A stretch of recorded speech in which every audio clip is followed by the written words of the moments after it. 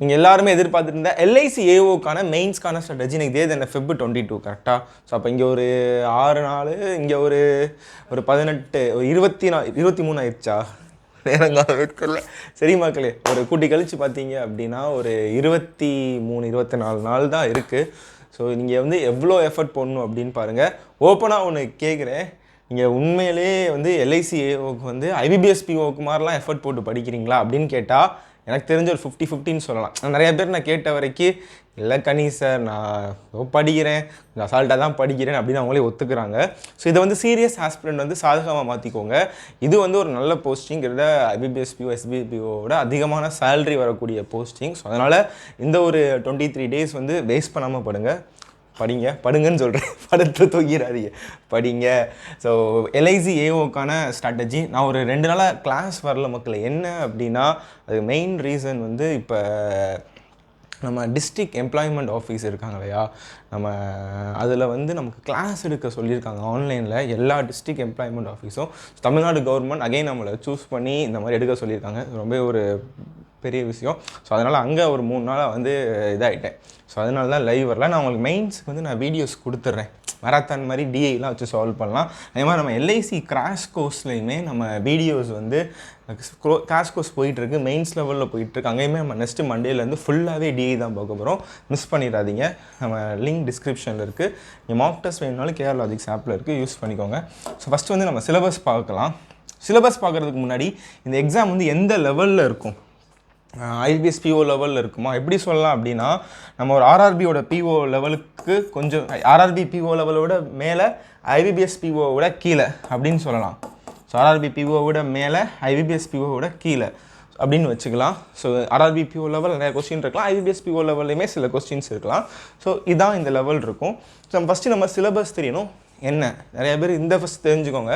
இன்னொன்று negative mark வந்து இதில் கிடையாது, அதை பற்றி நான் சொல்கிறேன். ஃபஸ்ட்டு வந்து ரீசனிங்கில் 30 questions 90 marks. ஸோ வெயிட்டேஜ் அதிகம். அதே மாதிரி கான்ஸ்லேயுமே பார்த்தீங்கன்னா டிஐனா ஒன்லி டிஐ மட்டும் கேட்க மாட்டாங்க, எல்லாமே மிக்ஸ்டாக தான் கேட்பாங்க. பட் டிஐ வந்து அதிகமாக வரும். 30 question இருக்கிற இடத்துல 15 question டிஐ வரலாம். மிச்சம் இருந்து அப்ளிகேஷன்ஸ் ப்ராப்ளம்ஸ், ஒரு நியூ லெவல் 2 quadratic equations, அதுக்கப்புறம் ஒரு 5 to 6 applications problem, data sufficiency, அதுக்கப்புறம் வந்து quantity based sum. So same IBPS PO RRB பிஓலாம் எப்படி இருக்குமோ அந்த மாதிரி தான் இருக்க போது. 90 marks டிஏயாக போட்டுட்ருக்காதீங்க, சும்மா அப்படி தான் கொடுத்துருக்காங்க. ஆனால் உள்ள எல்லாமே அப்ளிகேஷன்ஸ்லாம் கேட்பாங்க. அதே மாதிரி insurance and financial awareness 30 questions 60 marks. So நம்ம மணி சார் வந்து செம்மையாக எடுத்துகிட்ருக்காரு, யூடியூப்லேயே சில வீடியோஸ் போட்டிருப்பாரு. கோர்ஸில் வந்து ஆர்டர் வைஸ் வந்து பக்காவாக எடுத்திருப்பாரு, அதையுமே நீங்கள் பார்த்துருங்க. அதுக்கப்புறம் வந்து general knowledge 30 question 60 marks. So general knowledge பொறுத்த வரைக்கும் எவ்வளோ மந்த்ஸ் படிக்கணும் அப்படின்னா, ஷாராக வந்து லாஸ்ட் 3 months, அதாவது நீங்கள் மார்ச் 18 எக்ஸாம் அப்படின்னா மினிமம் வந்து மார்ச் 10 வரைக்கும் நல்லா படிச்சுக்கோங்க. ஸோ மார்ச் 10 வரைக்கும் படிச்சுக்கோங்க. அதுக்கப்புறம் வந்து டிசம்பர் நல்லா படிச்சுக்கோங்க, ஜான் நல்லா படிச்சுக்கோங்க, ஃபெப் நல்லா படிச்சுக்கோங்க. ஸோ லாஸ்ட் 3 months நல்லா படிச்சுக்கோங்க. அப்படி தான் நினச்சிட்டு போவோம். ஆனால் எஸ்பிஐ கிளர்க்கில் வந்து என்ன பண்ணிட்டாங்க, 3 மாதத்தோட அதுக்கு முன்னே உள்ள 3 மாதத்தை வந்து தரமாக கேட்டுட்டாங்க, அதில் வெயிட்டேஜ் கேட்டாங்க. அப்போ என்ன பண்ணணும் அப்படின்னா மினிமம் 6 months நல்லா படிச்சுக்கோங்க. ஸோ லாஸ்ட் 3 months ஒன்றுடாமல் படிச்சுக்கோங்க. அதுக்கு முன்னாடி இருக்கிற 3 மாதம் நவம்பரு, ஸோ அதெல்லாம் பார்த்தீங்கன்னா ஒரு முக்கியமான கீ பாயிண்ட்டாக எடுத்து படிச்சுக்கோங்க. நம்ம affairsCloudல நல்லா affairsCloudல வந்து நீங்கள் படிக்கலாம். அதுக்கப்புறம் வந்து லிவிங் ஃபன் ஸ்டார், ஸோ அதில் பார்த்துக்கலாம். ஸோ affairsCloudல வந்து நீங்கள் எதுவும் பர்ச்சேஸ் பண்ணணும் அப்படின்னா கேஆர் அப்படிங்கிற கூப்பன் கூட யூஸ் பண்ணிக்கோங்க. உங்களுக்கு கரண்ட் அஃபேர்ஸ்க்கு வந்து ஒரு பெஸ்ட்டான ஒரு சைடு. ஸோ அவ்வளோதான். ஸோ வேறு என்ன சொல்ல வந்தேன், இல்லை இதை பற்றி அவ்வளோதான், கரண்ட் அஃபேர்ஸ் பற்றி அவ்வளோதான். ஸோ லாஸ்ட்டு 3 months நல்லா படிச்சுக்கோங்க. அதுக்கு முன்னாடி இருக்கிற 3 months வந்து முக்கியமாக படிச்சுக்கோங்க. அதாவது கீ பாயிண்ட்ஸ்லாம் எடுத்து நல்லா பார்த்துக்கோங்க. ரொம்ப எல்லா நியூஸுமே படிக்க வேணாம், ஓகே. ஆனால் டைம் இருக்காது, கொஞ்ச நாள் தான் இருக்குது, 25 நாள் தான் இருக்குது. ஸோ இப்போ வந்து நீங்கள் வந்து நெகட்டிவ் மார்க்ஸ்.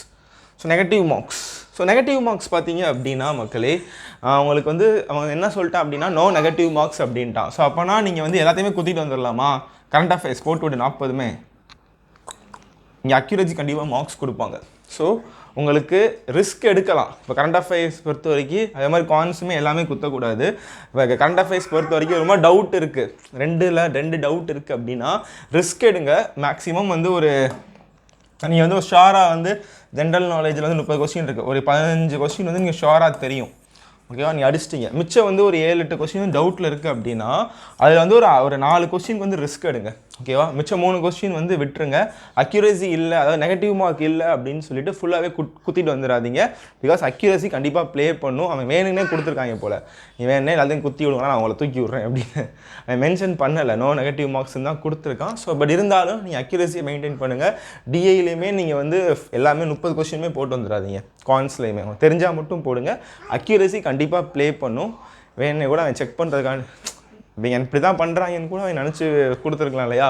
ஸோ அதனால் எப்பயும் போல் எல்லா எக்ஸாம் எப்படி பண்ணுவீங்களோ அதே மாதிரியே பண்ணுங்கள். நல்லா தெரிஞ்சால் மட்டும் ஆன்சர்ஸ் பண்ணுங்கள்.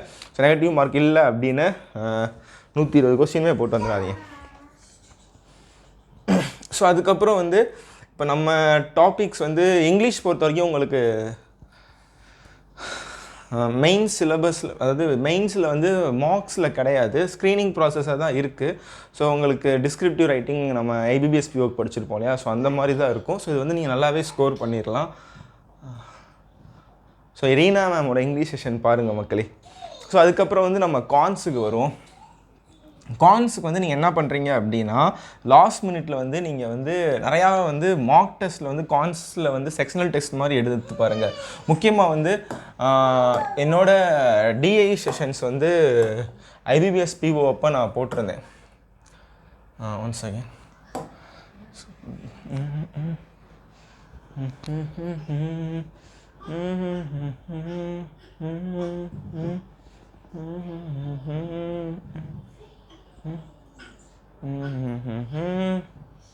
ஸோ மெயின்ஸ் டிஐ வந்து 16 hours போட்டிருந்தேன் மக்களே. ஸோ எத்தனை பேர் அது தெரியும் தெரில, ஞாபகம் வச்சுருக்கீங்களான்னு தெரில. ஸோ ஃபுல்லாகவே பார்த்தீங்கன்னா 16 hours போட்டிருந்தேன். 12 hours தான் அப்லோட் ஆகிருக்கும். நான் 16 ஹவர்ஸுக்கு வந்து நான் ஸ்டாப் டீச்சிங் சொல்லிட்டு கம்ப்ளீட்டாகவே டிஐ தான் எடுத்திருப்பேன். ஸோ டிக்யூ அழகாக இருக்கார்ல. சரி, ஓகே.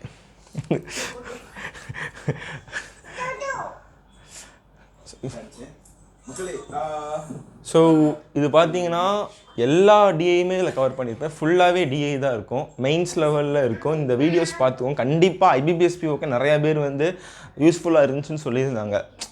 அதாவது கிளியர் பண்ணவங்க வந்து ஒரு 6 கொஸ்டின் தான் போட்டிருந்தேன் நாங்கள். பட் எனக்கு லாஸ்ட் மினிட்ல நீங்கள் கொடுத்த இந்த டிஐ செட் எல்லாம், இது கேஸ்லெட்ஸ், ஸோ எல்லாமே யூஸ்ஃபுல்லாக இருந்துச்சுன்னாங்க. கார்த்திக் வந்து கூட கிளியர் பண்ணியிருந்தார், அவரான்னு தெரில. Okay fine. So data sufficiency,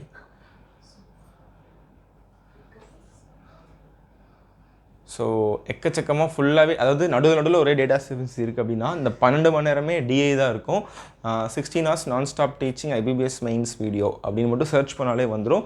இதில் உள்ள டிஐ பார்த்துக்கோங்க. அதே மாதிரி நம்ம கிராஷ் கோர்ஸ்லேயுமே நம்ம டிஐ வந்து எடுக்க போகிறேன், எல்ஐசியோட crash course mains level. So அதையுமே நீங்கள் யூஸ் பண்ணிக்கோங்க.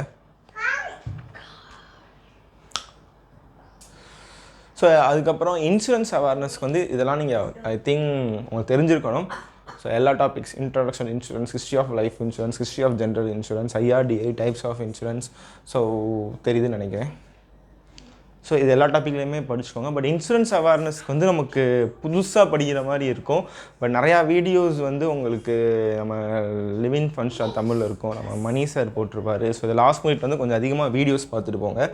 ஸோ அதுக்கப்புறம் வந்து எனக்கு தெரிஞ்சு ரீசனிங்லாம் எப்படி இருக்கும் அப்படின்னா உங்களுக்கு ஐபிபிஎஸ்பிஓ லெவல், ஆர்ஆர்பிபிஓ லெவலில் தான் இருக்கும். பட் அதுக்குமே நீங்கள் வந்து ப்ராக்டிஸ் பண்ணுங்கள். இப்போ எதில் நீங்கள் ப்ராக்டிஸ் பண்ணலாம் அப்படின்னா மார்க் டெஸ்ட்டில் வந்து நல்லா ப்ராக்டிஸ் பண்ணுங்கள். தயவுசெய்து வந்து ஒரு அட்லீஸ்ட் வந்து அல்டர்னேட் டேஸில் ஒரு மார்க் எடுத்துக்கோங்க. ஃபார் எக்ஸாம்பிள் இன்றைக்கி எடுக்கிறீங்கன்னா நாளைக்கு ஒரு நாள் ரெஸ்ட்டு, அதுக்கு அடுத்த நாள் ரெஸ்ட்டு. ஒரு மினிமம் வந்து ஒரு 23 நாள் இருக்குது அப்படின்னா ஒரு 10 மார்க் சொல்கிறது கொஞ்சம் கஷ்டமாக தான் இருக்கும். ஸோ அட்லீஸ்ட் வந்து ஒரு 5 மார்க்ஸ் ஆச்சு எடுத்துக்கோங்க. ஸோ 5 to 10 அவங்களோட டைமை பொறுத்து, மினிமம் 5, மேக்ஸிமம் வந்து 10 ஃபுல் மார்க் எடுங்க. மார்க் எடுத்தால் மட்டும் போதாது, அதை வந்து அனலைஸ் பண்ணணும். என்னென்ன தப்பு பண்ணியிருக்கோம், என்னென்ன ஃபுல்லாகவே கம்ப்ளீட்டாக அனலைஸ் பண்ணிடுங்க. ஸோ மினிமம் 5லேருந்து 10 மெயின்ஸ் மார்க் எடுத்துக்கோங்க. அதுதான் உங்களுக்கு லாஸ்ட் மினிட்ல ஹெல்ப் பண்ணும். நம்ம சேனலில் வந்து நெக்ஸ்ட்டு வீக் வந்து மண்டேலேருந்து உங்களுக்கு மெயின்ஸ்க்கான டிஐ செஷனும் நான் கொடுக்குறேன். அதே மாதிரி நம்ம ஆப்லேயுமே டிஐ செஷன் பிளான் பண்ணியிருக்கேன். ஸோ நம்ம சேனல்லையுமே நிறையா பழைய டிஐலாம் இருக்கும், அது கொஞ்சம் பார்த்துக்கோங்க. நிறையா அந்த கேட்டன் செஷன்ஸ்லாம் அப்ளிகேஷன்ஸ் ப்ராப்ளம்ஸ் நம்ம சேனலில் இருக்கும். ஸோ அதையுமே நீங்கள் வந்து ஃப்ரீ டைம் கிடச்சிச்சா ரிவைஸ் பண்ணிக்கோங்க. நம்ம எப்படி சொல்கிறது, எல்லாத்துக்குமே வீடியோஸ் இருக்குது மக்கள், நீங்கள் தேடி படிக்கணும். குவான்ஸ் பொறுத்த வரைக்கும் மேக்ஸிமம் இருக்குது, நீங்கள் தேடி படித்தாலே போதும். ஸோ இந்த ஒரு 23 நாள் அசால்ட்டாக இருக்காதீங்க, ரொம்ப எஃபர்ட் போடுங்க. ஒரு டெய்லியுமே 6 to 7 hours படிக்கிற மாதிரி பாருங்கள். நான் சொல்கிறேன், நிறையா பேர் கொஞ்சம் மந்தமாகிட்டீங்க, அது தெரியுது. பட் இனிமேலாச்சும் ஸ்பீடப் பண்ணிக்கோங்க. ரிசல்ட் வந்து கண்டிப்பாக மார்ச் ஃபஸ்ட் வீக் வரலாம், அதுக்கப்புறம் டைம் இருக்காது. So March first week, so ஒரு 45+ மேலே நான் போட்டிருக்கேன் அப்படின்னா தைரியமாக படிங்க, இறங்கி படிங்க, கண்டிப்பாக நீங்கள் கிளியர் பண்ணலாம். இந்த வீடியோ நிறைய பேர்த்துக்கு ஷேர் பண்ணி விடுங்க. தேங்க்ஸ் மக்களே, பை பை, தேங்க்யூ.